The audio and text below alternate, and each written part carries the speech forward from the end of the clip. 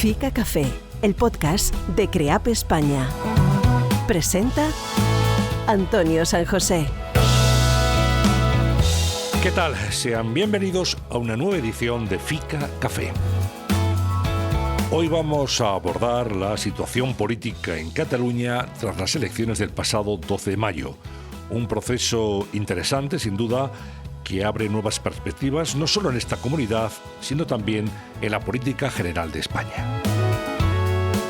Y para ello, para analizar estos resultados y su proyección en los próximos tiempos de la política y de la actualidad de este país, contamos con Daniel Fuentes, director de la Unidad de Análisis de CREAP. Daniel, bienvenido una vez más. ¿Cómo estás? ¿Qué tal, Antonio? Otra vez más aquí. Bueno, es que esto no para, ¿no? Esto de elecciones, hemos hablado del País Vasco, ahora hablamos de Cataluña, dentro de nada hablaremos de las europeas, que se celebran el 9 de junio. Estamos en un proceso electoral casi permanente. Empezamos, recordemos, en las gallegas. Claro, fíjate que creíamos que 2023 era el año de las elecciones, sí, claro, porque teníamos municipales, autonómicas, generales, sí, que fueron anticipadas, pero que en cualquier caso tenían que ser el año pasado.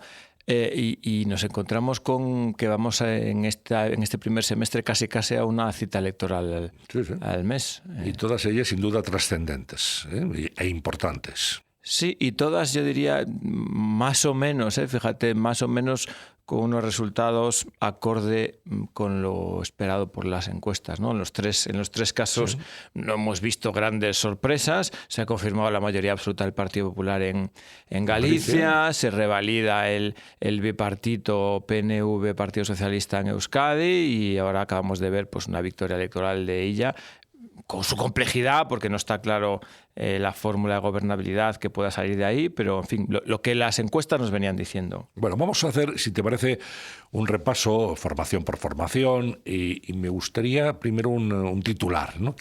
Digamos, ¿qué conclusión sacarías como principal resultado de estas elecciones celebradas el domingo 12 de mayo? Yo creo que cuantitativamente lo más destacable es que las formaciones independentistas no suman mayoría ni en votos ni en escaños. Es la primera vez en los últimos 12 años, me parece, y casi te diría que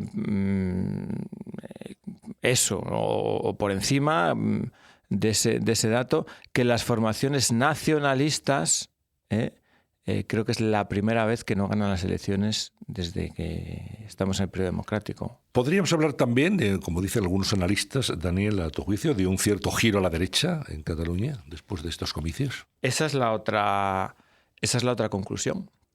Las fuerzas de ámbito nacional tienen por primera vez en la historia democrática mayoría en el Parlamento. Esto no ocurría. Es decir, no es solo que las formaciones independentistas no tengan mayoría absoluta. Y también es verdad que ese ascenso pues lo experimenta Partido Socialista, sin duda alguna, pero también Partido Popular y Vox, que incluso, o sea, que aguanta bien, con la entrada además de Alianza Catalana. De hecho, la suma de Partido Popular, Vox, Ciudadanos, aunque no entra en el Parlamento, pero la suma de votos, y Alianza Catalana sube más de 200.000 votos, a pesar del descalabro de Ciudadanos, la suma de todas las fuerzas de derecha, desde el centro derecha hasta la extrema derecha, sube notablemente más de 200.000 votos con respecto a hace 4 años. Bueno, hace 2, perdón. Bueno, el primer dato que llama la atención es la participación. Un 58% no está muy alejada de las últimas elecciones en Cataluña que se celebraron, recordamos, saliendo de la COVID, de todo el proceso de confinamiento, etcétera, todavía votar con mascarilla. Bueno, se esperaba quizá una mayor movilización electoral en Cataluña. 58% no es un dato para sacar pecho, ni mucho menos. Y es muy indicativo. Yo creo que uno de los vectores, ahora lo veremos en cuanto tengamos encuestas postelectorales y podamos hacer un análisis más fino, pero todo apunta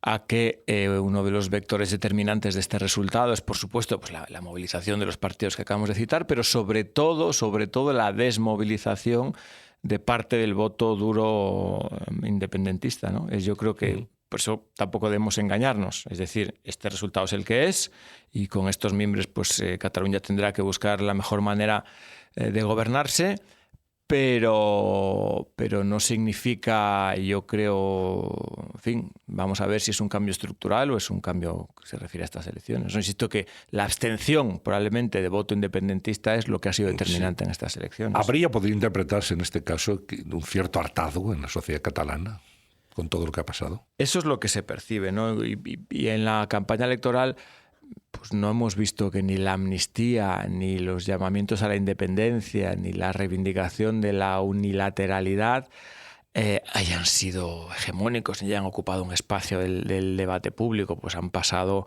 en segundo plano, ¿no? Las cuestiones centrales no estaban ahí.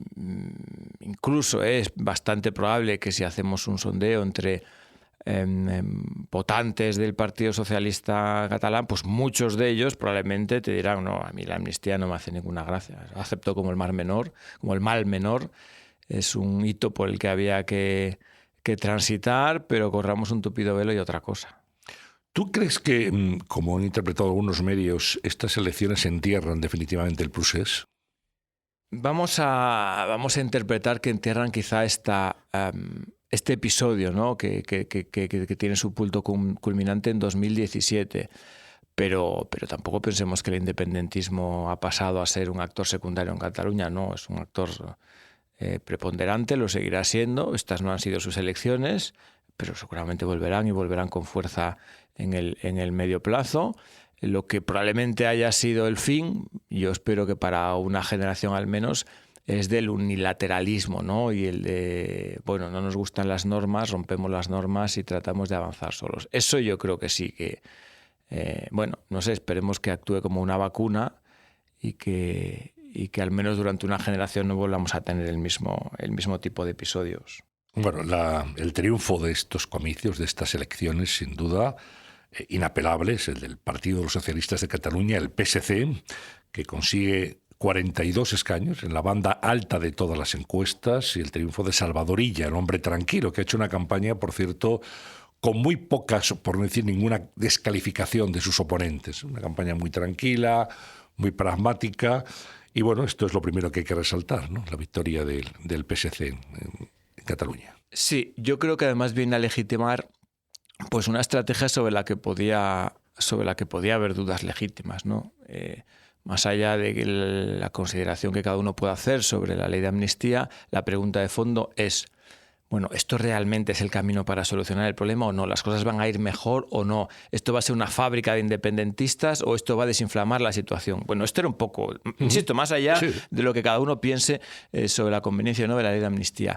Y bueno, el resultado electoral lo que viene a refrendar es la tesis de que, oye, pues por este camino a lo mejor se puede avanzar, se puede pues calmar la situación y girar un poco este transatlántico que parecía inviable a posiciones un poco más sensatas. Hablabas del perfil de Illa. Creo que no es discutible, es tal cual tú lo has descrito. Pero yo abriría un poco el panorama para hacernos una reflexión que es de más calado. Haz un repaso mental de los perfiles de los principales candidatos de los partidos que han concurrido en las elecciones que llevamos de este año. Rueda, Besteiro, Ana Pontón, Neco Andueza, Otxandia, Imanol Pradales. Ninguno de ellos está en la excentricidad, ninguno. Y fíjate que hablo de partidos del Partido Popular, de PNV, de socialistas, de BNG, etcétera. Ninguno está ni en la crispación, ni en la polarización, ni en la excentricidad. Cierto. Más allá de que en una campaña electoral, obviamente, pues el tono siempre es un poco más duro, pues porque hay que competir por el votante. La siguiente pregunta es, entonces, ¿de dónde proviene este ambiente de crispación permanente? Un actor claramente es Puigdemont y todo lo que rodea el independentismo más radical. Y yo creo que el otro foco lo tenemos en Madrid, Antonio. Yo creo que esta es una reflexión, ¿no? Cuando uno ve y dice, pues, oye, resulta que en Cataluña las elecciones, pues oye, el tono ha sido aceptable. Sí, no, bastante fair play, ¿no? En las elecciones catalanas. Desde luego, no es comparable ese tono político, Daniel, con el que se vivió en el Congreso de los Diputados. Exactamente, pues eso tiene nada que ver. Pues eso voy. Pero es que en Euskadi fue lo mismo. Se habló de qué habló en Euskadi, se habló de vivienda, se habló de sanidad, se habló de sus temas, de los que les interesaban. Y en Galicia, quitando la famosa cena aquella de la alta autoridad del Partido Popular en la que se filtró que si el Partido Popular podía estar dispuesto a indultar de alguna manera a Puigdemont y tal, pero volvemos a Puigdemont, ¿no? O sea, quitando eso, tampoco fue una campaña bronca, ¿no? La bronca la tenemos aquí en Madrid, La bronca la tenemos en Madrid. Bueno, pues victoria del PSC, 42 escaños, segunda fuerza política Junts, Carles Puigdemont, quien dijo, por cierto, hay que recordarlo, que si no era presidente de la Generalitat se iría a su casa. No sé si esa posibilidad está sobre la mesa, parece que no, desde luego, es muy difícil que pueda ocupar el cargo y en ese caso pues sería el final de su carrera política. Sí, ya lo ha sido en el caso de Aragonés, yo creo que de manera pues muy digna, muy institucional, muy correcta, sin dar lugar a especulaciones. Se fue a las 12 horas. Bueno, lo que hemos visto en otras noches electorales, y hay muchísimos ejemplos, ¿no? Rivera, Rimadas, en fin, y lo hemos visto también en líderes socialistas, en líderes populares, etcétera. Esto yo creo que es una traición sana democráticamente. Esquerra ha cumplido con ella. Bueno, Puigdemont no entiende que todavía en sus cábalas tiene alguna opción. Yo creo que no las tiene, que son muy escasas, por no decir nulas. Hay que ir paso a paso. Yo creo que sí, estas elecciones despejan algunas dudas, pero tampoco permiten pensar en la gobernabilidad de Cataluña o España 6 meses de manera limpia, ¿no? Yo creo que hay que ir paso a paso. El siguiente paso es la constitución de la mesa en el Parlamento de Cataluña. Pues ahí tendremos también alguna pista de qué tipo de apoyos, de negociaciones, de acuerdos hay. Pues a lo mejor hay algún indicio. Recordemos que la mesa es determinante a la hora de decidir el candidato. Exactamente, candidato. Sí, aquí no interviene el rey. Exactamente. Como en las Cortes Generales. Aquí. De hecho, recordemos que Illa, siendo el candidato más votado, no pudo presentarse a investidura en las últimas elecciones. Es decir, que hay un precedente, ¿no? Con lo cual, no subestimemos esa etapa. Luego será la investidura. Previsiblemente pues debería procederse a la sesión de investidura de Illa. Con el resultado, bueno, ya se determinará en función de negociaciones, acuerdos y pactos. Y yo creo que sí. Yo creo que en ese caso, si finalmente Illa fuese presidente, yo creo que Puigdemont sí que entonces daría un paso al lado, como él mismo anunció, pero va a agotar sus opciones. Yo creo que claramente Junts está presionando pues por el escenario de repetición electoral, ¿no? Para terminar de darle la puntilla a Esquerra y ver si todavía pueden ser un poquito más fuertes y presentarse ya pues eso como única alternativa a Salvador Illa y por supuesto hacerse más fuertes todavía en relación a la gobernabilidad en el Parlamento, en el Congreso de los Diputados en Madrid. Sí, lo que plantea Puigdemont, ya lo ha dicho además, es una unidad de las fuerzas independentistas, es decir, que fueran Junts y Esquerra juntos, como ya ocurrió en su momento, en el Junts per sí, ¿no? Pero bueno, eso hay que ver la opinión de Esquerra también, que es la formación política que claramente se ha pegado un batacazo mayor en estas elecciones. Y la opinión de los catalanes. Yo creo que, claro, los números, la aritmética parlamentaria es fundamental y determina al final la posibilidad de pactos o no. Esto es así. Pero tampoco olvidemos las valoraciones más cualitativas, de fondo, de pozo, de contexto, ¿no? Yo creo que Cataluña ya no está en ese momento de auge o de mayoría independentista, que me da la sensación que el mensaje que envían los catalanes es, mira, sí, yo soy muy catalán, pero este momento ya pasó, pasemos página y vayamos al Rodalíes y vayamos a los presupuestos y vayamos a la fiscalidad y vayamos al agua y vayamos a los salarios y vayamos al empleo y vayamos a recuperar el lugar que siempre tuvo Cataluña en el poder económico español. Hay heridas muy difíciles de restañar. Recordemos el traslado de sedes de grandes empresas catalanas fuera de la comunidad. No es fácil que eso tenga un camino de retorno sencillo. En algunos casos me da la sensación de que es un camino sin vuelta. En fin, yo creo que todas esas cosas empiezan a pensar más en la agenda catalana que otra vez volver al momento 2017. Bueno, el Partido Popular multiplica por 5 sus escaños, pasa de 3 a 15. es desde luego una subida, un incremento muy notable. Cierto es también que venía de una situación pues con una representación muy esquilmada en el Parlamento de Cataluña, y que además empezó la campaña, recordémoslo, de manera complicada, porque el candidato no se confirmó hasta horas antes de que comenzaran justamente esas elecciones, ¿no? Alejandro Fernández, que yo creo que ha sido candidato a pesar de la dirección del PP en Génova, en Madrid, al final, bueno, pues se ha revelado como una alternativa, y son unos resultados que, como decíamos, pues pasa a tener, desde luego, no una situación decisiva, pero sí, digamos, muy presentable en la nueva composición del Parlamento de Cataluña. 15 escaños para el Partido Popular. Yo creo que Génova tiene motivos para estar muy satisfechos con estos resultados, tanto por el resultado en sí como por las expectativas y el punto de partida.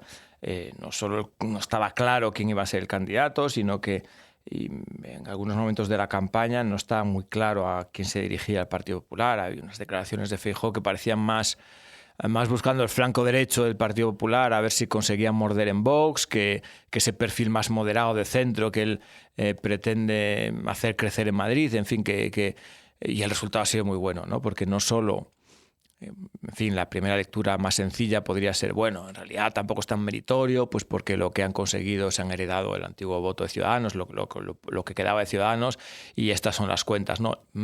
Creo que no es solo eso, ¿eh? Cuando uno hace los números se da cuenta de que el Partido Popular crece bastante más de lo que disminuye Ciudadanos, ¿no? Por lo tanto, pues ahí hay una cosecha de voto propio frente a un Vox que sigue muy fuerte, ¿no? Sí. Por lo tanto, pues también meritorio el resultado del Partido Popular. Sí, bueno, Vox sigue con 11 escaños, los mantiene en el Parlamento de Cataluña. El temor del PP es que hubiera un sorpaso de que Vox en estas elecciones quedara por delante. No ha sido así, hay 4 escaños de diferencia, pero es verdad que Vox, la extrema derecha, mantiene su posición.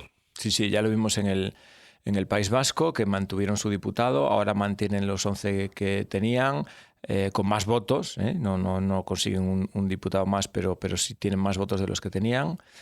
Bueno, esto es una señal de cara a las europeas y de cara, bueno, pues a cualquier especulación sobre el futuro a corto plazo de las opciones de Feijóo para gobernar, ¿no? Esa doble condición a la que todos especulamos, ¿no? Pues tiene que darse que el Partido Popular pueda seguir erosionando a Vox en la medida de lo posible, crecer por ese flanco, y tiene además pues que tender puentes pues con los partidos más conservadores de la periferia, como PNV, y una vez que Junts haga sus deberes, que yo creo que no estamos todavía en ese momento, ¿no? Pensando más en el medio plazo, ¿no?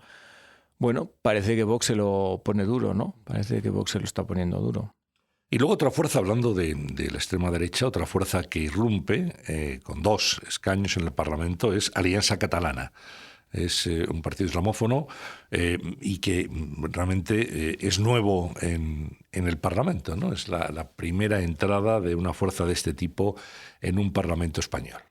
Sí, quizás hasta, fíjate, durante muchos años se decía en Europa, se decía de España que una de las singularidades, de nuestras singularidades, es que no teníamos extrema derecha y que era una anomalía, y nosotros contestábamos, bueno, en realidad no existe como tal, pero sabemos que una parte de ese voto pues está dirigida al Partido Popular, aunque es verdad que no tiene pues liderazgo propio, ni tiene marca propia, ni concurre como tal, ni marca, esto es lo fundamental, ¿no? Ni marca la agenda política de manera determinante, como un Frente Nacional o como en otros países.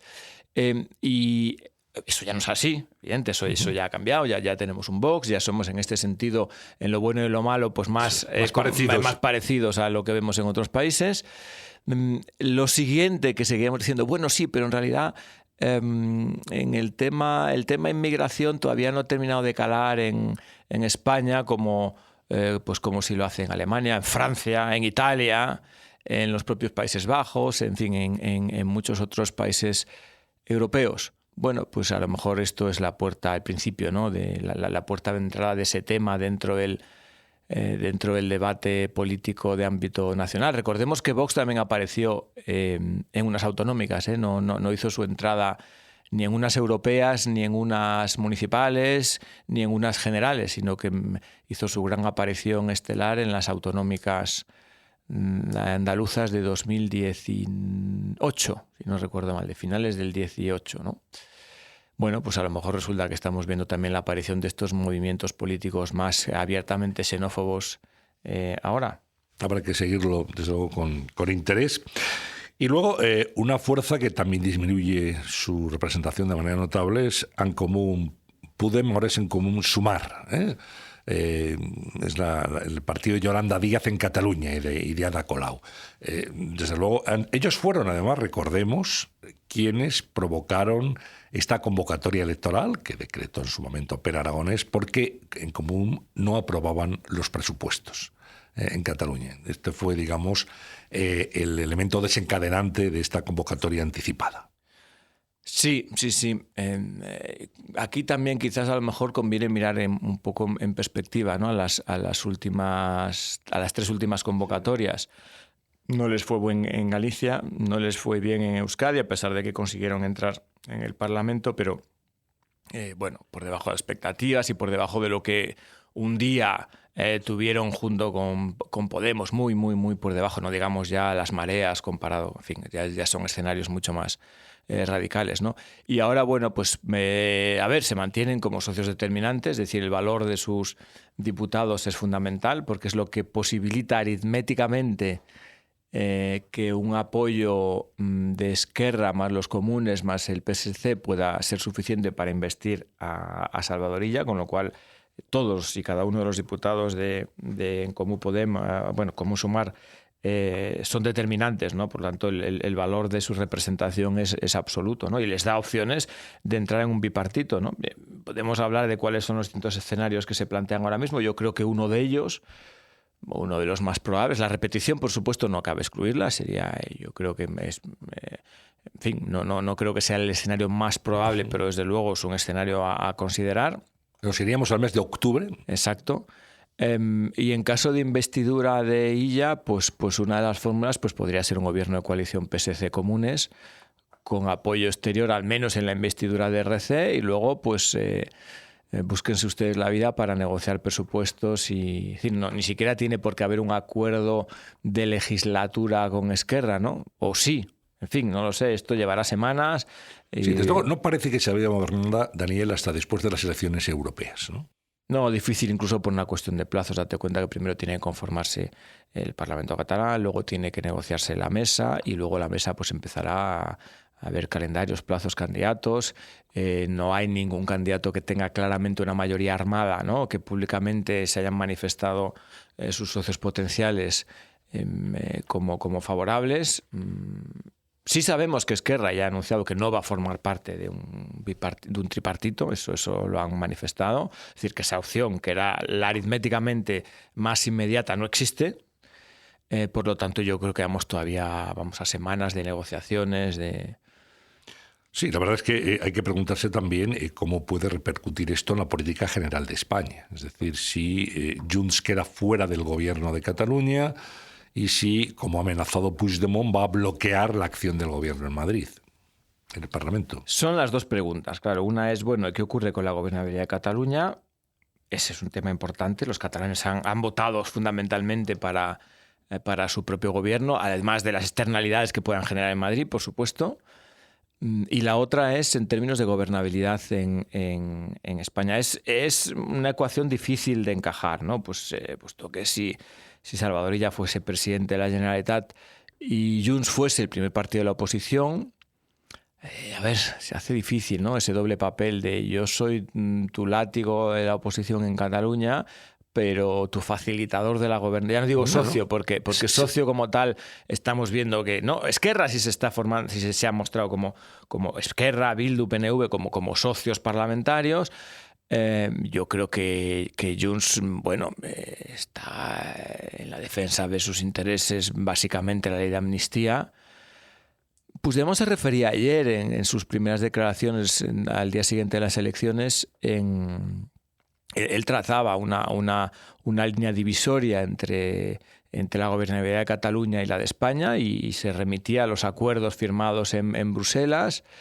Es verdad que esos acuerdos tienen una banda interpretativa tan subjetiva, tan amplia, ¿no?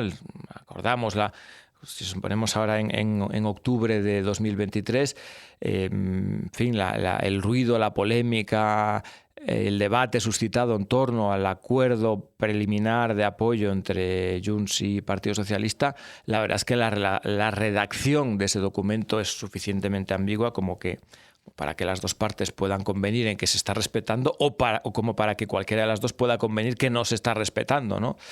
Por lo tanto, tampoco la literalidad de ese acuerdo ofrece una lectura clara como para que Puigdemont pueda decir se está o no cumpliendo. Yo creo que antes de eso, en la secuencia de hechos, para mí hay un punto clave, que es en el escenario de que Illa fuese investido presidente, ¿no? Es decir, si suponemos que no vamos a la repetición electoral, si efectivamente Puigdemont deja la escena política o no.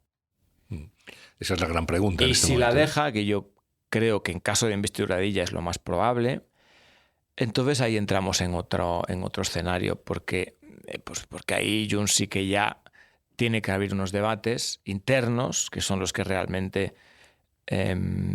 resultan determinantes en la vida de los partidos, no solo la lucha con los adversarios y los resultados electorales, sino qué ocurre dentro de tu casa, ¿no? Bueno, cuál es el nuevo liderazgo, cuáles son los nuevos cuadros, cómo nos vamos a situar, más allá de esta coyuntura ahora mismo, si pensamos en el día de mañana, a dónde queremos ir. Bueno, esos debates pueden ser tremendos dentro de cualquier partido. Bueno, no hemos detenido la mirada en la CUP, que sería la última formación que nos tocaría por analizar, ¿no? También con un descenso en su apoyo electoral. Sí, quizás, parece, ¿no?, que ha podido haber vasos comunicantes con Alianza Catalana, lo cual puede parecer un poco sorprendente, pero es quizás, en los dos extremos. Exactamente, ¿no? Es esta evidencia de que a veces los extremos acaban siendo porosos entre ellos. Y una segunda lectura que hemos visto en muchas fuerzas políticas, probablemente en la que más lo hemos visto es en Ciudadanos, pero no solo en Ciudadanos. El electorado español, el catalán, pero el español en general, castiga muchísimo la no utilidad del voto. Entonces, formaciones políticas que irrumpen con fuerza porque tienen un caldo de cultivo o porque tienen un liderazgo fuerte o porque tienen una ventana electoral o porque hay un descontento, por el motivo que sea. Irrumpir es relativamente sencillo, pero después el electorado te pide cuentas. Bueno, ¿qué utilidad le estoy sacando? Si no hay utilidad, pues es difícil mantenerse, ¿no? Y acabas diluyéndote. Bueno, pues cerramos aquí el análisis de las elecciones catalanas. No sé si tienes algún elemento más que aportar, Daniel. No sé si con respecto a cómo han votado las provincias, Barcelona, Tarragona, Lleida y Girona, si hay algo reseñable ahí a tu juicio. Bueno, hay una gran diferencia entre cuando uno compara la lista más votada en cada uno de los municipios. Junts arrasa. Pero cuando uno dibuja el mismo mapa de Cataluña en función de la población que contiene cada uno de esos municipios, la foto cambia mucho, ¿no? Y aquí volvemos otra vez pues, a una cuestión de la que ya hablamos en Galicia, de la que hablamos en Euskadi, de la que hablamos cada vez que hay elecciones generales, es que la distribución del voto pues, también condiciona mucho el resultado. De hecho, la diferencia de escaños entre PSC y Junts no es proporcional a la diferencia de votos entre ambas formaciones, ¿no? Pues en este caso, Junts tiene una pequeña prima con respecto al PSC por una mejor distribución del voto en relación a las normas en las que se distribuyen los votos. Lo mismo ocurre con el Partido Popular en Galicia o con el PNV en Euskadi. O históricamente con el Partido Popular en las provincias castellanas, menos habitadas, cuando son elecciones generales, etc. Bueno, pues una cuestión clásica demoscópica. Muy bien, próxima cita, 9 de junio, elecciones europeas, circunscripción única. ¿Se podrían analizar a priori esas elecciones, esa cita electoral, como una primera vuelta de unas generales? Es inevitable que eso ocurra. Yo insisto, creo que las elecciones europeas tienen contenido propio, pero históricamente siempre se han visto como unas elecciones un poquito menos relevantes, donde es un poquito más fácil castigar a a tu familia política, ¿no?, con la que puedes estar en desacuerdo, bueno, pues movilizas menos. Son unas elecciones en las que es mucho más fácil irrumpir. Hablábamos antes, ¿no?, que una cosa es irrumpir, otra cosa es permanecer. Bueno, veremos si hay alguna fuerza, algún partido político nuevo que irrumpe dentro de los que no son habituales. Y veremos al final cuál es la diferencia entre Partido Popular y Partido Socialista. Las informaciones, la demoscopia ahora mismo dice que el Partido Popular está claramente por encima del Partido Socialista. En algunas encuestas llegó a haber hasta 8 puntos de diferencia, 6, 8 puntos, esa es un poco la ventana. Bueno, a lo mejor resulta que el tirón de Cataluña ayuda un poquito a reducir eso. Yo creo claramente que el Partido Popular va a ser el más votado. También es verdad que en número de escaños los socialistas van a aguantar bastante bien, porque al no estar el Reino Unido hay una recomposición de los escaños atribuidos a cada país. Entonces, lo que el Partido Socialista pueda perder en relación a 2019 lo puede ganar también por esta nueva recomposición, con lo cual, bueno, la foto puede salir más o menos pintona para las grandes fuerzas. Lo veremos aquí, lo analizaremos en Fica Café con Daniel Fuentes, director de Unidad de Research de CREAP. Daniel, muchísimas gracias. Gracias, Antonio, aquí estamos. Y hasta las europeas, que están ya a la vuelta de la esquina. Y a todos ustedes agradecerles también su atención, como siempre, y convocarles para una nueva edición de Fica Café, el podcast de CREAP España. Fica Café. Pasión por la comunicación.